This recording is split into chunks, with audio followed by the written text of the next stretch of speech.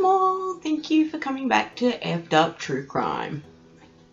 Make sure you hit that subscribe button, and if you do, you'll never miss any content from us and updates on any cases that we cover. Also, don't forget that we have pages on all the major social medias: Facebook, Twitter, Tumblr, Instagram. But Facebook is where I spend a lot of my free time, which there isn't much of these days. But I just find it easier to interact with people on Facebook. We will also be setting up a merch store for mugs, t-shirts, bags, and anything else that you collect. Once that has been set up, we will post it to all of our pages, and I will let you know through podcasts and vlogs. So, with that all said, let's get into today's case. Today's case is very recent. It started 4 days ago, I believe. It all began on Monday of this week when a curly-haired toddler waited alone in a parking lot wearing nothing but a black t-shirt and a diaper. He was barefoot, standing in an empty space in the middle of an apartment complex. A woman by the name of Ebony Williams was parked nearby when she noticed the boy nearby.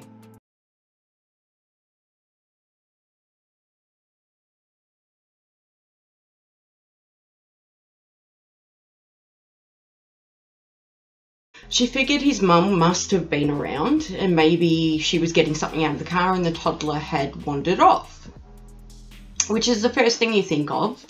So Williams got out of her truck, and that was when she heard the poor little boy crying. The boy's name is Kamdyn Cavett, and he was found at the 1860 block of Southwest 68th Avenue at 7 a.m. Williams went on to call the police after she had exhausted all other options of looking for the parents of this child, and contacted the Mirama Police Department, who took over the efforts on the family's behalf. This included knocking on doors, passing out flyers, stopping cars that were driving by the complex, and posting the boy's picture all over social media. Now, if you follow me, you would have seen the posts about this little boy when he didn't have a name. Tina Ruse from the police department said, "We are extremely concerned as to what possibly could have happened. Usually in cases like this, within an hour or two, 3 tops, someone will come forward saying that they know who the child is, or maybe a parent will come forward. It's quite unusual for it to have been more than 24 hours now, and we still don't have any information that can assist us in identifying this child." It was also made known that the boy didn't have any injuries on him, none that they could see, and that still is the case 4 days later.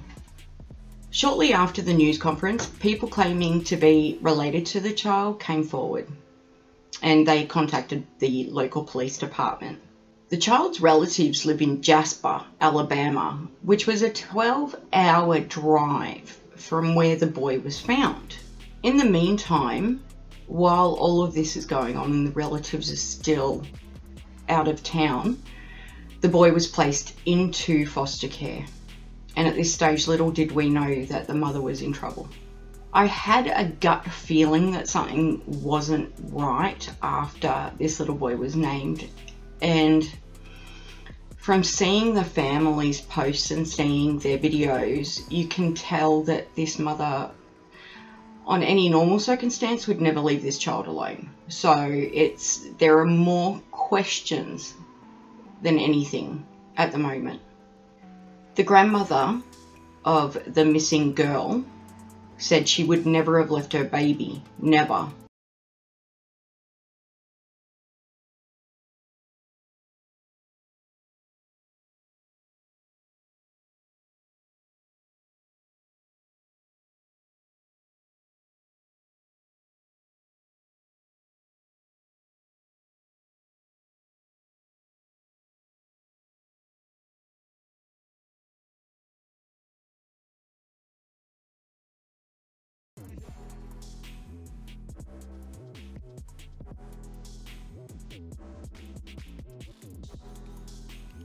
2 days later, police were still looking for the child's mother and trying to solve the mystery of how he wound up all alone in that parking lot. At the time, they had a feeling that the mother could have been Leila Cavett, a woman who had been missing from a town called Jasper, where the rest of the family lived. But I don't know if she was missing because people actually spoke to her in that time, so I'm not 100% sure if there was ever a doubt. In a Facebook post, the Mirama police said they were concerned for her safety. They put up photos of Leila's truck saying that she was last seen driving a white Chevy 3500 with a maroon tailgate and a baby on board sign on the passenger side window. The boy's aunt, Gina Lewis, told ABC affiliate WPLG that her sister Leila, which now they had confirmed that they believed that this child's mother was Leila, that Leila nor her family have any connections to South Florida. So they had no idea what the hell she would be doing with the little one down in Florida.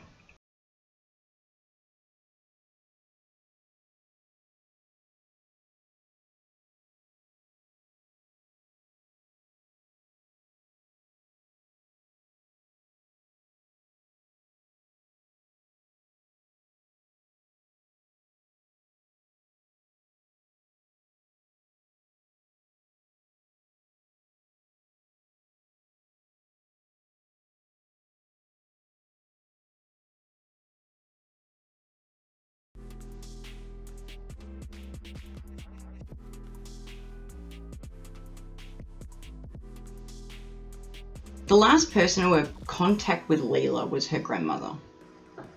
Leila's grandmother, Carol Ferdinand, was the final person to communicate with the 21-year-old on July 26th through a Facebook message. The three sisters then drove from Alabama to South Florida to reunite with their 2-year-old nephew, Kamdyn.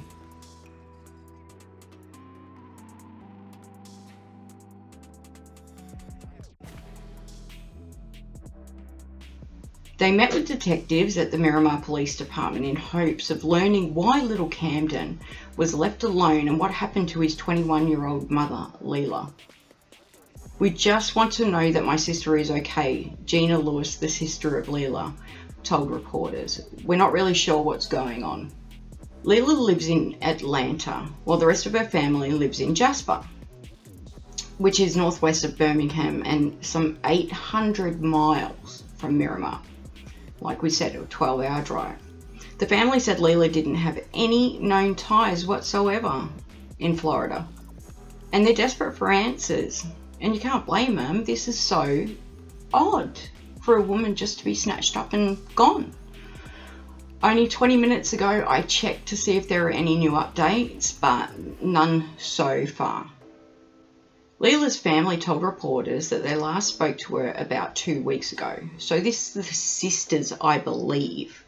I FaceTimed her on July 17th. We're on the phone for about an hour, and she was fine, one of the sisters said.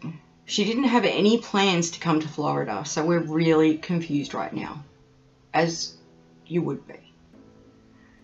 It was only a few hours ago now that my phone began beeping and going off its head with Google alerts while I was trying to sleep, which, by the way, when I can get sleep, whew, that is a precious thing. Sleep and I do not get along. Usually, it ain't my friend, that is for sure. Anyway, the alerts were telling me that Leila's truck had been located in the lot of a Walmart in Hollywood, Florida.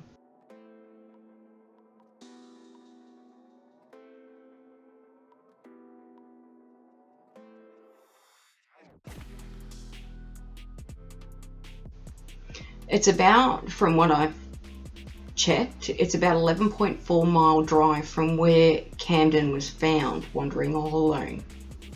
There are just so many unanswered questions in this case, and it is doing my head in. I want answers for this little boy. I hope she's home safe soon. I really do. Mirama police on Wednesday evening announced they had turned over Leila's disappearance to Hollywood Police Department. Josh Freeland, who knows Leila from her time in Georgia, said that the whole thing doesn't make sense. She's a mother, a great one at that. She has love for people I can't explain. And she's one of the few people I will care for the rest of my life. I just want her home back where she belongs. Cam doesn't deserve this. That baby is 2 years old and has been with her ever since he was born. He then went on to extend his support to the family. A man by the name of Levi Arnold was initially named as the boy's father, but he eventually came forward and said that he was dating Leila after she had Kamdyn, and that he wasn't the father, and he hasn't seen him for a year. It was also claimed that Arnold stepped up as a father figure when the little boy was born. Arnold split with Leila shortly afterwards. The biological father is actually 35-year-old Daniel Lee West of Georgia, and he is now seeking custody of the child while the search for Leila continues. Good on him. I just want Leila and Kamdyn safe, he told the Herald. Leila is a great mum. She would do anything for our son. He said that the Florida Department of Children and Families is requiring him to prove his paternity. Leila's sisters have come out to say that he is the father, but of course they're going to need proof. CPS is supposed to tell me what to do. I am coming there as soon as they do, he said. West said he and Leila met over 2 years ago in Georgia, but did not have a lasting relationship. Our relationship was about Kamdyn only.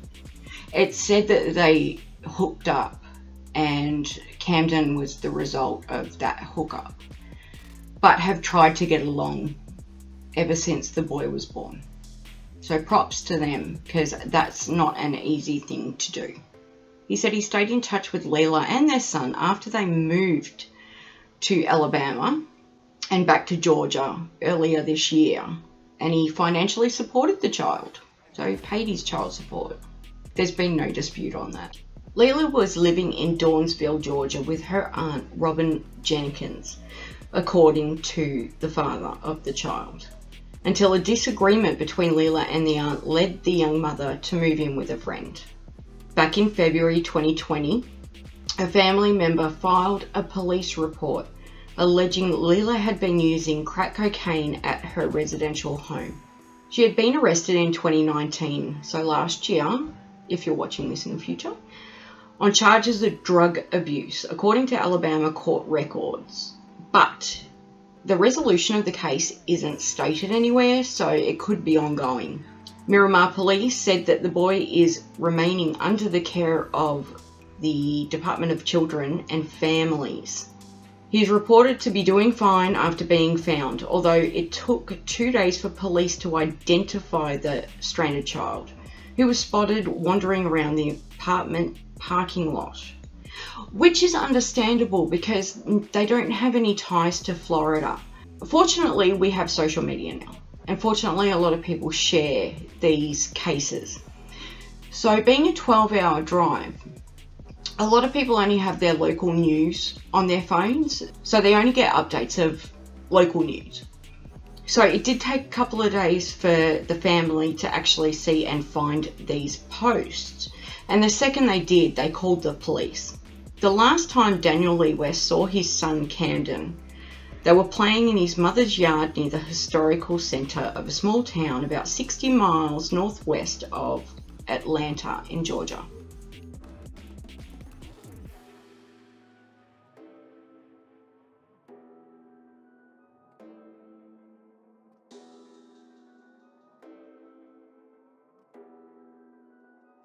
He may need to take a DNA test to be reunited with the 2-year-old. Because, well, I'm guessing they just want to know that he's the father, and they will have to do their own investigation to make sure that there are no court orders for the father to stay away from the child, and I'm guessing that once all of this is done, I haven't been able to find anything on the guy, so I think that he's in the clear. So I'm hoping that they are reunited soon, because as you can see from the photos, that they love that little boy and they want him. So that's reassuring. We were given a possible timeline through a True Crime Society member. So Thursday, 23rd of the 7th, 2020 at 12:34 p.m. Daniel sent money to Leila at Dawnsville Walmart. On Friday, the 24th of the 7th, Daniel talks to Leila and he said that he was in Georgia at the time. Saturday, the 25th, a friend claims she talked to Leila. At around 11 a.m, Daniel is messaging Leila asking to see Kamdyn. No responses from Leila or answering of his calls. And at 6 p.m, the messages still said that they were unread. So she doesn't have her phone, or her phone's been taken from her. I'm hoping that they can get like the last ping, because a lot of people keep their phones in their pocket. So if she was snatched, then, because they're not going to stand there and pat you down before they snatch you. So hopefully there are some pings on the cell phone towers that they'll be able to go off and find the girl. It was said that there was a body found yesterday in that area, but it wasn't said if it was a male or a female. I'm just putting that out there before people go, why didn't you mention it? My gut tells me it's not her, but I don't know. I guess I'm hoping it's not her, because this little boy, if you watch the videos, you watch the videos, you look at the photos, and you can see that this is a loving mother. And I don't want this case to turn into, well, she's a junkie. Because a lot of times that's what happens, and then an investigation goes cold because people are like, well, she was a junkie, who gives a shit? This kid needs his mum, and if they can't find her, he still needs answers. So I hope that they keep going with this case. Now, in closing, there are going to be many updates on this case, and I will make sure to bring them to you. I'm very, very much hoping that there is a happy ending. I believe the family when they say that she would never leave their son. She would never leave her son alone, especially in a parking lot. So, but if you have any information, even if you think it is totally unrelated, if you think you've seen something, if you think you've heard something, or someone has said something that triggered you a little bit and go, oh, maybe that could be connected. It doesn't matter how little you think it is, it actually could help. So I am going to make sure that I put up all of the contacts on the end of this. And I'm also going to put all the details of people you can call and email in the description. So if you have anything, please contact the local Hollywood, Florida Police Department. I know it was a sweet and short one, and as I said, this is an ongoing investigation that's pretty much just started, and I will make sure that I continue to get those alerts on my phone. I'm going to try and do some digging today. But once there is a update, I will make sure that it goes up, even if it's for 5 minutes. I'll make sure that you are all up to date. I've been working on this for a few days, the Cherish Periwinkle case. My God, there is so much to go over. There is so much on the backgrounds of these people. That's a case that I'll be bringing to you. I'll work on it over the weekend to make sure it's the next one. But as I said, I will hop on if there are any updates. Thank you so much for joining us once again. And I will be back with that case. Unless something really breaks, unless there's a huge case that comes out in the next couple of days, the Cherish Periwinkle case will be next. Thank you. I am totally out of breath today. And no COVID. Don't worry, being tested, negative, just run down. And thank you again for joining us. Make sure you hit that subscribe button and your little ding ding button, and the updates that I put up will immediately come to you, so you will not be out of the loop.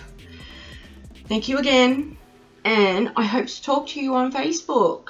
Go over there, throw us a line, throw us a case. I love it when people throw me cases. They're awesome, especially ones I haven't heard of, which we will be bringing. I've got a list. People have been amazing. They've been jumping onto Facebook and they've been sending me messages, and I really appreciate it, guys. It's so awesome. Love it. And I love the interaction. I am not a person that likes to interact in person. I don't know why, but social media wise, no problem. I guess, I don't know, Sheldon Cooper complex, I guess it is. Alright, so I'm going to go and work on that case right now. Thanks, guys. Have a great night. And I hope you have a great weekend if I don't pop on. Bye.